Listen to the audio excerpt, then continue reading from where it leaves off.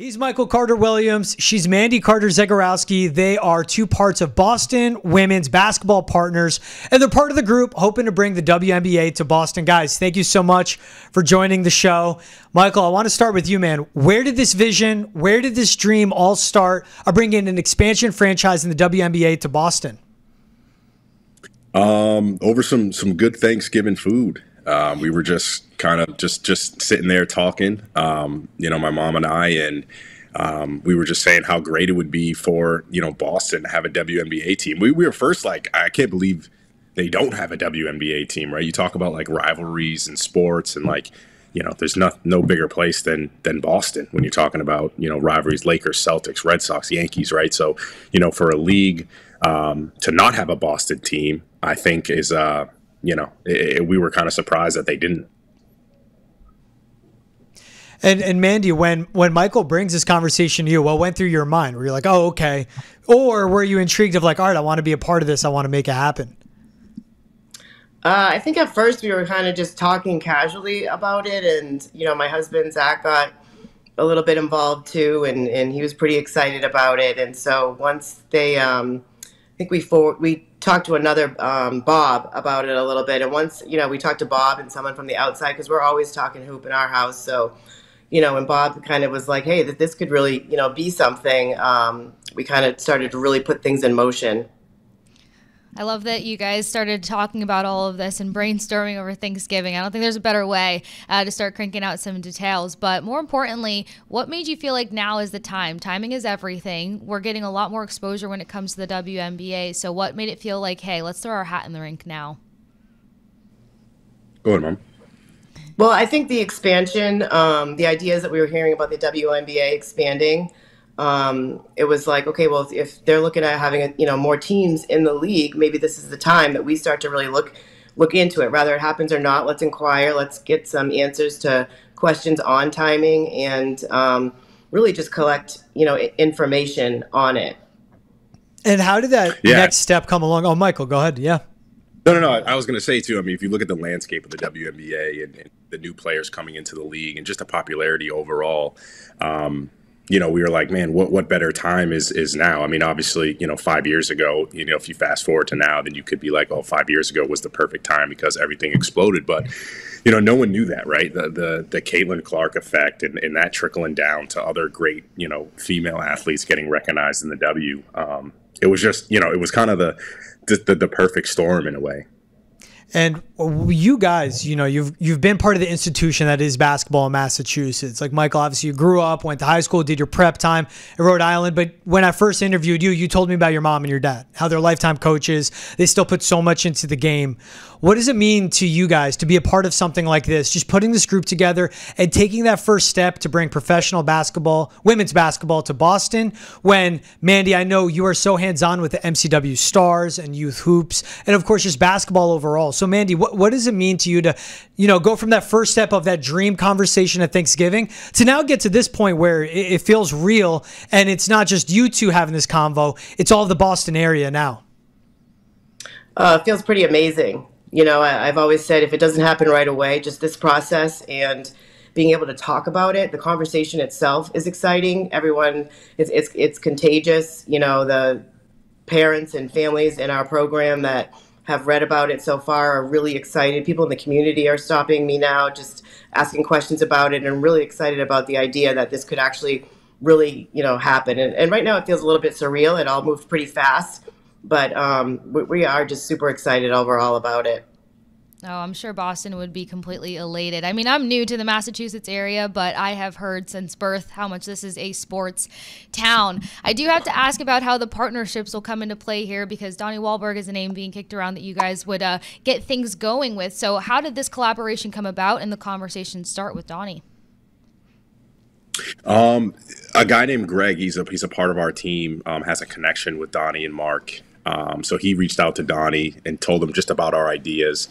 And, Donnie was like, man, like that's a dream come true for me and my family as well. Like, right, to bring a WNBA team to Boston is a part of history for the city, right? And we want to be a part of that.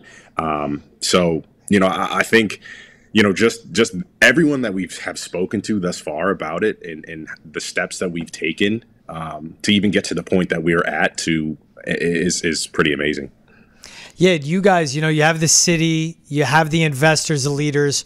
What's next in this process? Is it expansion? Is it possibly maybe buying the Sun and bringing them here? What's next to get from the point of, all right, this is the idea we put together. Now we have Donnie and the other investors. What's that next step in all of this? Honestly, I think we're exploring all options. We're trying to see the landscape here of what's the possibility that we could bring a team to Boston, whether it's an expansion team, whether it's buying a team that's, looking to sell. I think the biggest thing for us is, by any means necessary, let's really get a team to Boston. How do you compete with cities like Philly and Houston, Austin and Charlotte, these other major cities that want to bring in a WNBA team? But like I mentioned, Boston is a sports city or a championship town. Anything in relation to saying that sports matter here and everybody wants to get behind you guys and rally? Yeah, I think that's huge. We're title town. We're title town. That's what we got. We got the hardware to show why we can compete with these other cities. It is as simple as that. I can't argue that one. You kind of shut that door.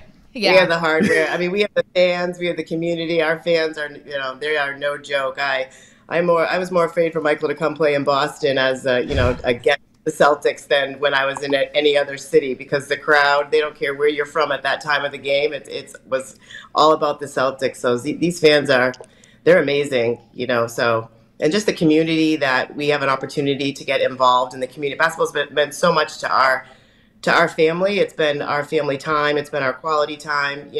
We've struggled through basketball together. We've had, great fun times together. So to be able to bring a WNBA team here and have, families participate and watch and see women in their profession, I think would just be a great opportunity.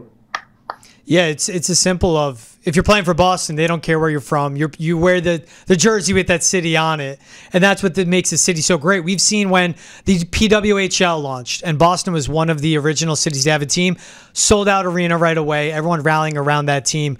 We keep mentioning it, but it's the truth of it that you guys are part of the fabric of basketball in this community. How much have you seen basketball, for whether it's youth girls basketball, whether it's women's basketball professionally, what has jumped out to you when you've seen the growth from, Mandy, when you're coming up as a college player, becoming a coach, to then when you're raising your kids as players, to where it is now? How much have you seen it grow?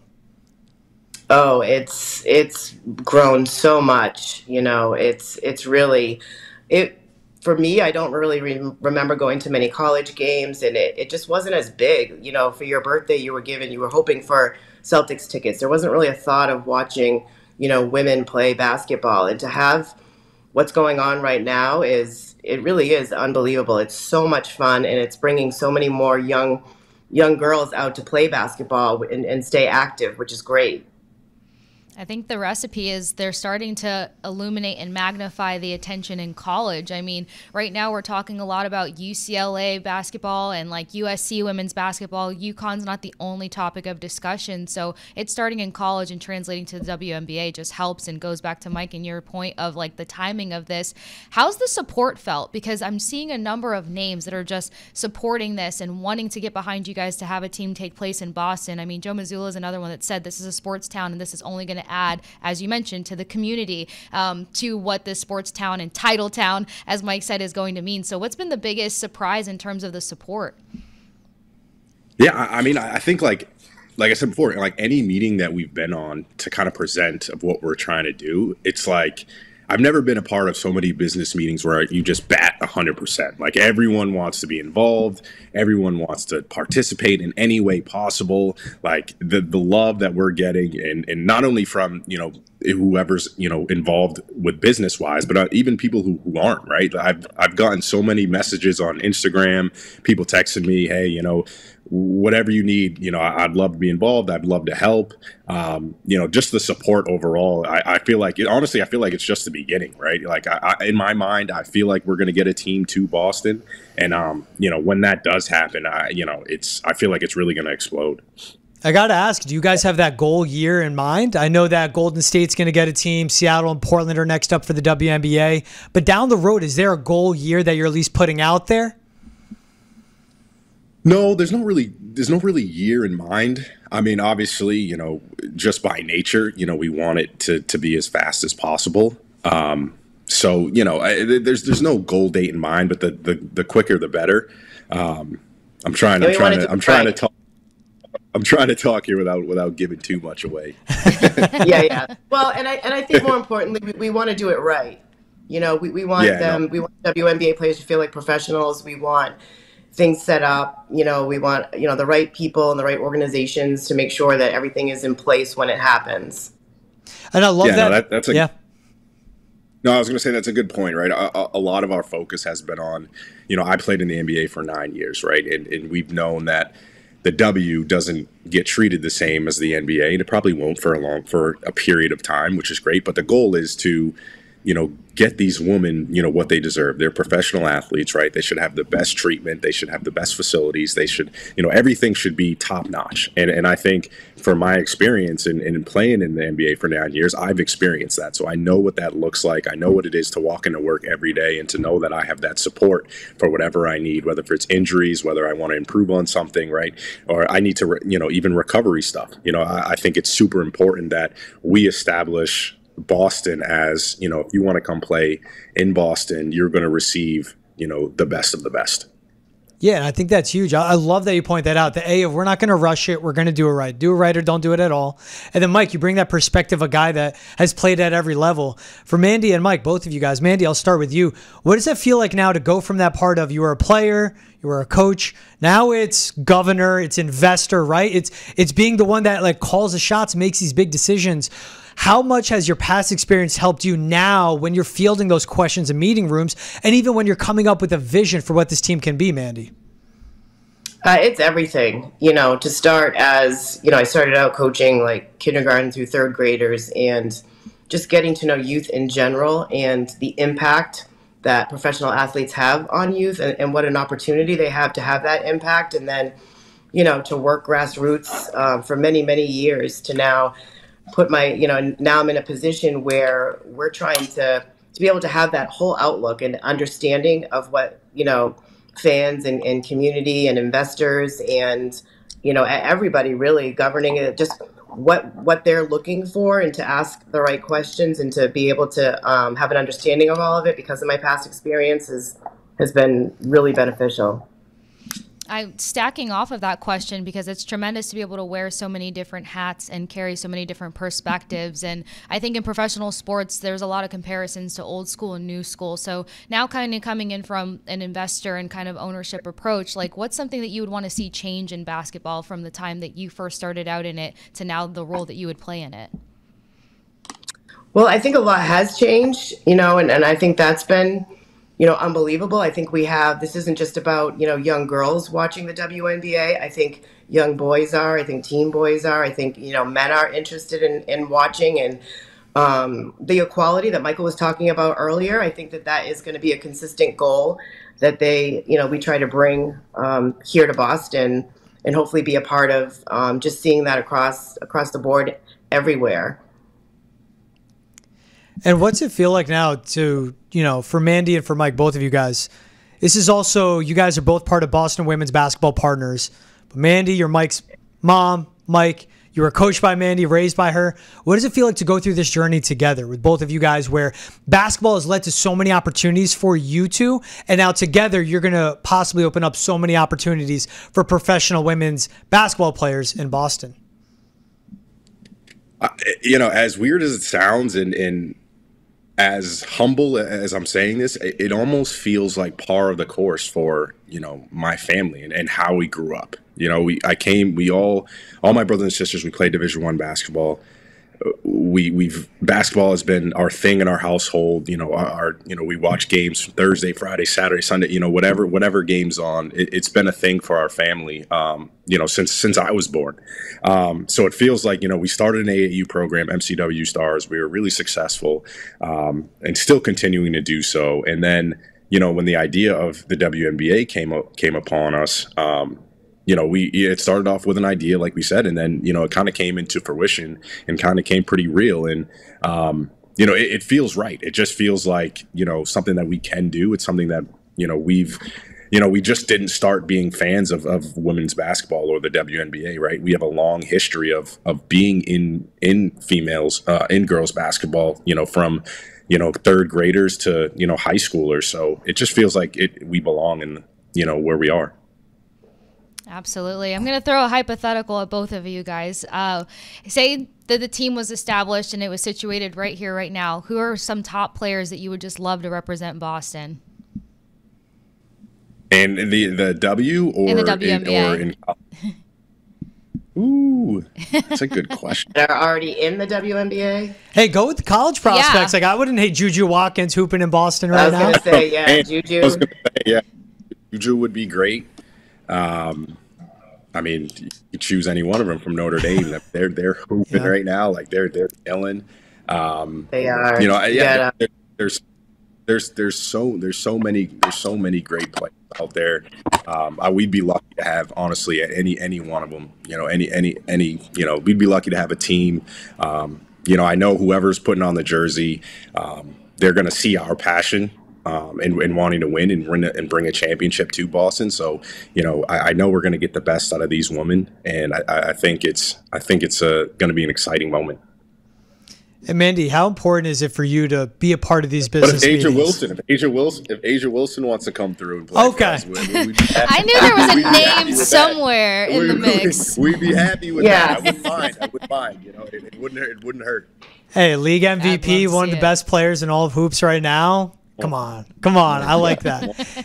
Mandy, we're close. Hey, listen, we're closer to Miami, right? We're closer to Miami than Vegas is. You go see, hubby over there. So yeah, right.